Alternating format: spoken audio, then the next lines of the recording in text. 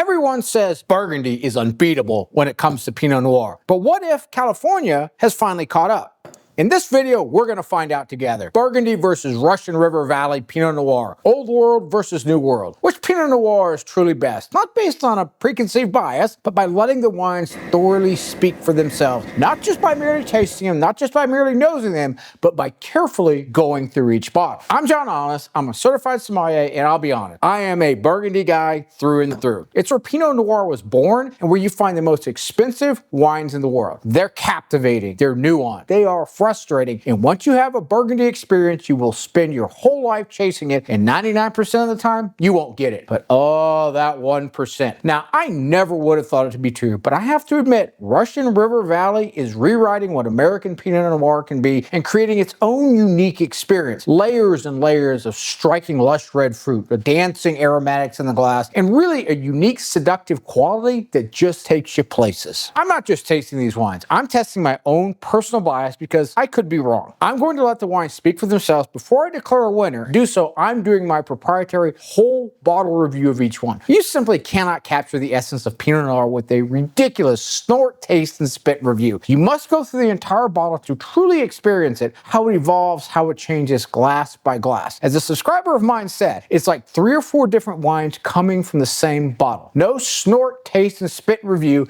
can capture that. Only my whole bottle review, and I have one for each of these bottles so I can declare a true winner. Enough talk, let's start the competition. Here's how this is going to work. We have 2 fine bottles, the 2019 Joseph Voillot Les Pezerolles Pommard Premier Cru and the Amici 2023 Russian River Valley Reserve. I've poured a small amount of each using a corvée into a proper Burgundy glass, and each wine is at 50 degrees, which is a proper service temperature for Pinot Noir. So what we're going to do is we're going to examine the color of each, we're going to nose each, we're going to taste each, and I'll give you my initial impression and prediction, and we're going to see if it holds up at the end of each bottle. But I won't declare any winners just yet. I'm going to drink both bottles on different nights. And then I'll come back and give you my true whole bottle review of each one, and only then will I declare a winner. It might come down to the last drop. It's always fascinating to me how wrong my initial impressions are. That's why you can only judge a wine's true character by going through the entire bottle. The result is gonna surprise you, but it might just surprise me even more. Look, even though I am biased toward Burgundy, I have a feeling that this Russian River Valley Pinot Noir might sneak up on me when I least expect it. A whole bottle review will tell the tale. So enough talking, let's get started with the Burgundy, the 2019 Joseph Voillot Les Pezerolles Pommard Premier Cru. Let's have a look at the color first. I'm a big color guy. I love the color of wines in the glass. You can tell so many different things. We'll have a look. This is just a gorgeous light ruby color. It's translucent around the rim, 3 or 4 different rings of pink. No orange, it's a younger wine, but it's just absolutely gorgeous in the glass. I can look and see my hand through it. It's clearly a Pinot Noir. So let's nose it and see what my initial impressions are.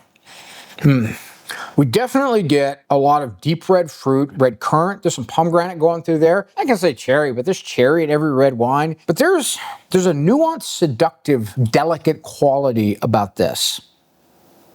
I can get some minerality, maybe a tiny bit of mushroom, but that comes and goes. And what I like about this is what I love about the Burgundies. Each time you nose it, there's something a little bit different that shows up. So maybe you get raspberry on one, definitely tart raspberry. This is definitely a cooler to moderate climate wine. Maybe you get a little cherry on the other. Maybe you get a little bit of pomegranate. But that's what I love about the Burgundies is the aromas dance and swirl. There's always a little bit of a different perspective. It's not just a straight up, oh, boom, there's, strawberry in a glass like most California Pinot Noirs usually are.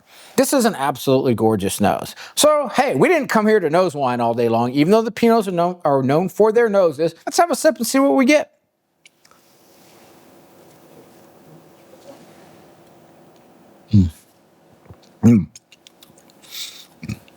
There's definitely a tartness to this wine, a high acidity, but kind of the minerality comes to the front first. There's a little bit of an earthiness to it, but there's definitely complexity of red fruits. This is a young wine, so you would expect there to be fruits in the wine. Definitely a lot of red fruits. I would say tart cranberry, tart red currant, tart raspberry. I'm not getting much strawberry in there. This is definitely your cool climate, tart red fruits that really define these Burgundies. But what I'm going to be interested to see is how this evolves and changes as I go through the entire bottle. Because right now, as I'm tasting it, it just seems a little bit tight to me. It's a gorgeous wine, gorgeous nose, but it seems like a wine that can open up in a mysterious way and kind of take you places that you don't expect. So I'm going to be really interested to see what happens as I go through the whole bottle of this. I could not evaluate this on a snort, taste, and spit review. So let's have a look at our Amici 2023 Russian River Valley Reserve. Oh, if you look at the site, this is clearly much deeper than our Burgundy. I would describe this actually as a light violet. I can see my hand through it, but I can't see it nearly as well as I can see the Burgundy. So this is a deeper colored wine, maybe a little bit more extraction, something that we would expect from California, maybe something a little bit heavier. We have the translucent around there. We have a few rings, a little bit of pink. But yeah, this is definitely, I would call this, almost a light violet color. It's a gorgeous looking wine. But if we compare them side by side, I mean, we can really see how the Burgundy is much lighter than the California. So this is our Burgundy right here, a little difficult to see maybe. This is going to be our California here, but the California is certainly much deeper and darker than the Burgundy. I would expect that from a California. I would expect it to be fuller body. I would expect there to be more extraction. But let's nose it and see what we get here. Definitely deeper fruits. Definitely deeper fruits. What's pretty neat about this, I'm liking this, is definitely some great cherry, some strawberry there, but not too much. This is a complex wine, but it's got a little bit of a candied element to it. This isn't going to be a sweet wine, obviously, but there's a little bit of a Jolly Rancher element to these red fruits that I'm getting. I love Jolly Ranchers as a kid. Layers and layers and layers. So let's see if we get any earth or mineral. Maybe a little bit of minerality. I mean, this does have some of the qualities of this Burgundy, but I would say the candied element of the fruits on the nose, that's going to give it away as a California. I actually really like this. Well, enough nosing, enough snorting. Why don't we drink the wine?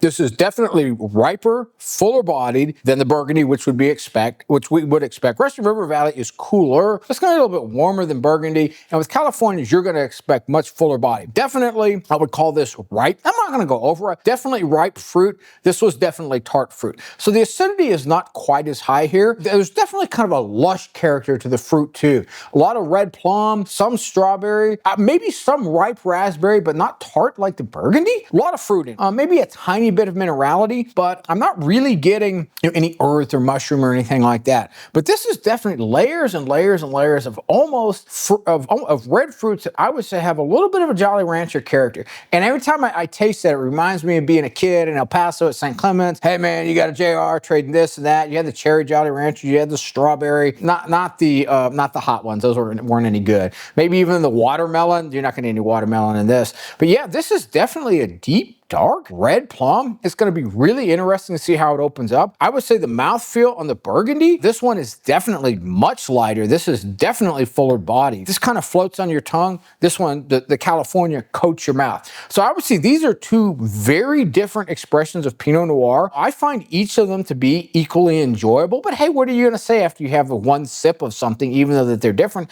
I don't know where each one's going to go. So what I am going to do, I am going to drink the Amici Russian River Valley tonight. I'm going to open it up. I'm going to drink the entire bottle. And then when I'm recovered from my wine hangover, I will come back. I'll give you my proprietary whole bottle review. Then after I'm recovered the next week, I am going to drink the Burgundy so I can give it a proper whole bottle review as well. And we'll come back and we'll see which one is going to win, because I have a feeling one of these two is really going to shock me. The only thing I will say about them with absolute certainty is this, is that the first sip and the last sip of each bottle are going to be vastly different. Stay tuned. I'll be right back. I have returned fully recovered from my wine hangover and ready to give you my whole bottle review of the Amici 2020 Reserve. As you can see, the whole bottle has been consumed, and do I have a review for you. So what I'd like to do in these reviews is go glass by glass by glass. There are 5 glasses in an approximately 25-ounce bottle, and each one evolves and changes as you go through it. If you ever see a cigar review, they do thirds of cigars. For wine, I like to do a glass by glass review, and what I'm looking for is the first first sip and the last sip completely different. I want to see the evolution. So let's get into it right now. I have my notes here. As you can see, I can drink wine and take notes, and I've got some very interesting observations of this Pinot Noir. So let's start with glass one. As you remember from the beginning of the video, I got a lot of candied red fruits on the nose. It reminded me of Jolly Rancher, and I thought that that was a very interesting aspect to this Pinot Noir. Usually don't expect candy because that implies a little sweet. Definitely not sweet, but each of those notes really stood out. A lot of red fruits, of course. Red currants, red plums, red cherries, some strawberry, although not as much as I would expect. Raspberry, of course, but I thought they were quite nice in a deep violet wine. Now, something interesting happened in the first glass that I really liked, and sometimes it's better to have sort of like a little bit of a diagram to describe these things.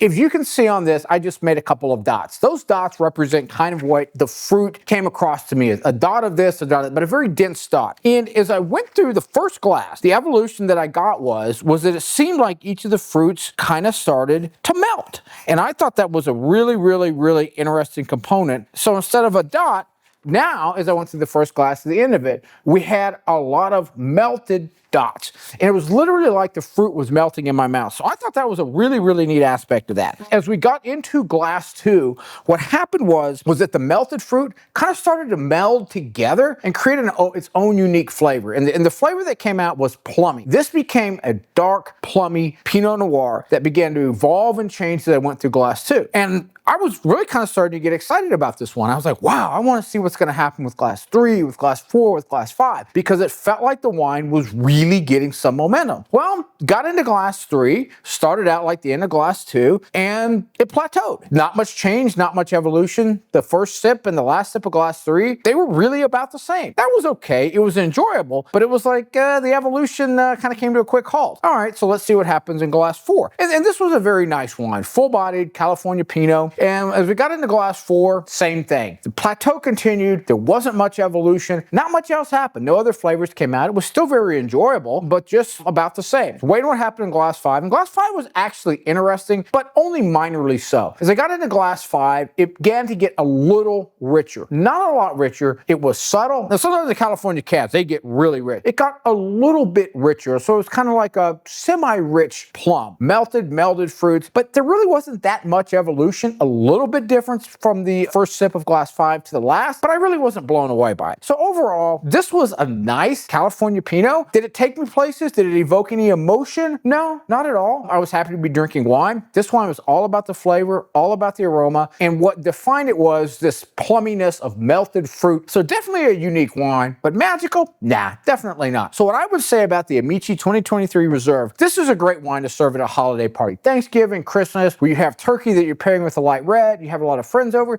If you serve them this wine, they will be very happy. However, this is not a wine that I would keep privately to myself and not even share with my best wine friends. Those are the wines that I love the most. So my whole bottle review score of the Amici 2023 Reserve is going to be 95.5. For that unique melted component, I'm going to give it half a point. But it stopped at 95.5 just because there wasn't much emotion. The next bottle I'm going to drink, I'm really looking forward to this one, is going to be the 2019 Joseph Voillot, that's Pezerolles. I can't pronounce French, but I can say Premier Cru. And this one I'm really looking forward to based off the first sip and the first tiny bit that I had, because it hinted that this could be a fantastic bottle. But you never know. That's why we do whole bottle reviews. Stay tuned. I'll be right back with my next whole bottle review of this beautiful Burgundy, and then I will declare a true whole bottle winner in this Pinot Noir showdown.